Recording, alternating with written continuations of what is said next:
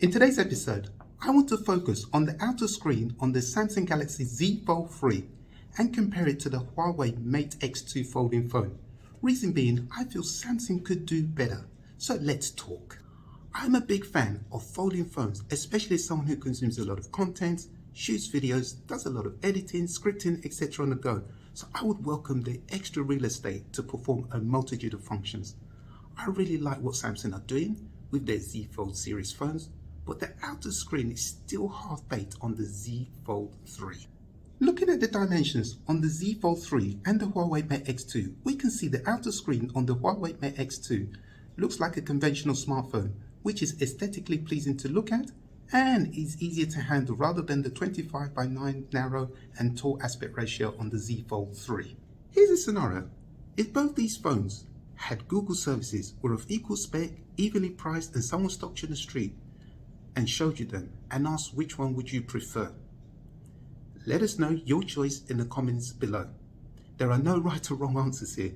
I'm of the opinion people would choose the Huawei Mate X2 over the Z Fold 3, but I could be wrong, hence my question to gauge public reaction. Also, say you're in a public place and you do not want to unfold your Z Fold phone, advertising to the world you have an expensive device.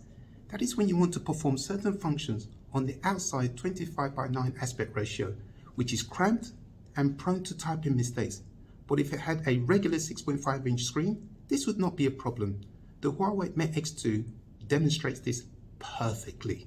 With that in mind, I see no reason why Samsung cannot accept the outer screen on the Z Fold 3 is too narrow and follow the aspect ratio of the Huawei Mate X2. Users of the Z Fold 2 and 3 have complained of making typing mistakes on the narrow outer screen. Huawei's previous iteration of their folding phone, the Huawei Mate XS, where the inner screen was on the outside, proved short-lived, and they followed the Samsung approach of ensuring the inner screen closed inwards with the Huawei Mate X2. If you're enjoying this video, a subscribe to the channel below would be more, and it is free to do, as my analytics are showing only 1.2% of you are subscribed to the channel. Let's not forget, the Z Fold 3 only supports S Pen use on the inner 7-inch large screen, whereas it is the outside narrow screen that needs the S Pen more. Worse still, the S Pen comes separately, which you have to pay extra for, especially after paying over $2,000 for the phone unit itself. What amazes me is these products are tested before they come to market. Surely someone at Samsung must sit down and think, hold on a minute, the outer screen is too small for typing, unless they all have really small hands. Even if they did, they must realize their customers will come in all shapes and sizes. Again, look at the competition like Huawei. Also, take a look at the Oppo Find N, which is Oppo's first folding phone that looks like a conventional smartphone when closed. It's slick in design, ideal for watching content, ergonomically friendly with no hand gymnastics required to operate it, not prone to typing mistakes, and most of all fits into a pocket. Well done, Oppo. The only downside is, at the time of posting this video, the Oppo Find N is only available in China.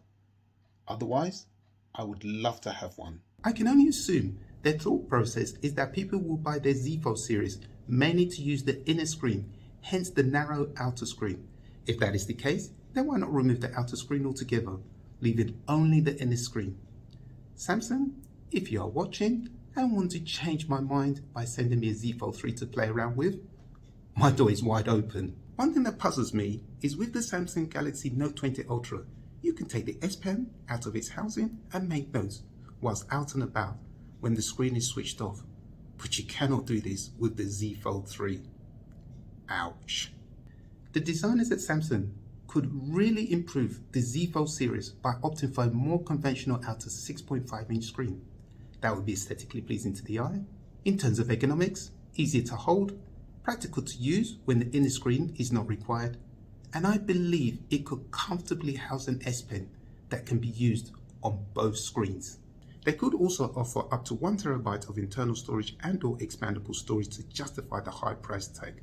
You may argue I want a lot, and my riposte to that would be, when you are paying a fortune for a phone, you expect it to have the high spec. For instance, you would not expect to pay thousands of dollars to travel first class on a long-haul flight from London to New York, only to be told you cannot have reclining seats, unlimited food and drink, etc. So why expect less for an expensive phone?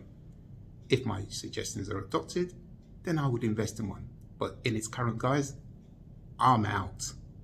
You can also follow us on facebook.com/solar-tech and also on Twitter and Instagram. On that note, thank you for watching, and I will see you in another episode. Peace out.